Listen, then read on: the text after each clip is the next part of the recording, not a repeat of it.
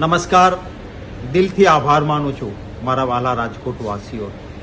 અમે એક પીડિતોના ન્યાય માટે 1 મહિનાથી લડત ચલાવી, એમાં આપ સૌનો પ્રેમ, સહયોગ અને આશીર્વાદ મળ્યા.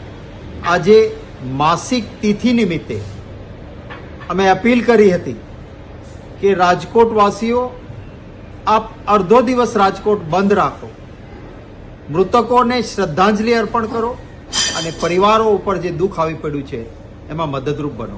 હું હૃદયપૂર્વક આભાર માનીશ કે આપણું સૌરાષ્ટ્રનું હૃદય એ ધબકતું છે અને સંવેદનશીલ છે, કારણ કે રાજકોટ એ સૌરાષ્ટ્રનું હૃદય છે. આપે સૌએ માનવતાના ઉત્તમ દર્શન કરાવ્યા, જડબે સલાક રાજકોટ બંધ રાખ્યું, એ માટે સમગ્ર કોંગ્રેસ પક્ષ વતી આપનો ખૂબ હૃદયપૂર્વક આભાર માનું છું.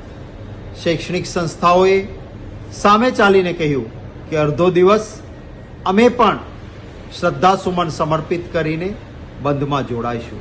ખાસ કરીને ટ્યુશન ક્લાસીસ ચલાવતા સંચાલકોએ ગઈકાલે કેન્ડલ માર્ચ પણ કરી અને આજે સંપૂર્ણ બંધ રાખી. વેપારી મહામંડળોએ ખૂબ દિલથી બધાને મેસેજ કરીને કહ્યું કે આ લડત કોંગ્રેસની છે અને અમે આવકારીએ છીએ અને ન્યાય માટેની આ લડતમાં વેપાર ધંધા બંધ રાખો. જડબે સલાક ઐતિહાસિક રીતે રાજકોટ બંધ રહ્યું. આનો યશ હું મારા વહાલા રાજકોટ વાસીઓને આપું છું. આપ સૌનો આભાર માનું છું. રાજકોટ શહેર કોંગ્રેસ સમિતિ અને કોંગ્રેસના કાર્યકર્તાઓ, ગુજરાતભરમાંથી ઉપસ્થિત રહેલા નેતાઓ અને કાર્યકર્તાઓએ પણ, અને ખાસ કરીને સેવાદળના સાથીઓ તો બહારના રાજ્યોમાંથી પણ માનવતાના કામ માટે આવ્યા. એમનો સૌનો આભાર. યુવક કોંગ્રેસ અને NSUIના સાથીઓએ શાળા સંચાલકો સાથે સંવાદ કરીને અડધા દિવસના આ બંધમાં સહયોગ આપ્યો.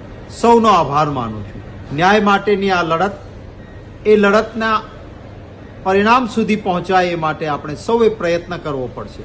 તો સરકારને પણ વિનંતી કરીશ કે અહંકાર નહીં, માનવતાના દર્શન કરાવો, પીડિતો સાથે સંવાદ કરો, નાની માછલીઓ નહીં મોટા મગરમચ્છોને પકડો, જેથી કરીને ભવિષ્યમાં ક્યારેય આવું ન બને.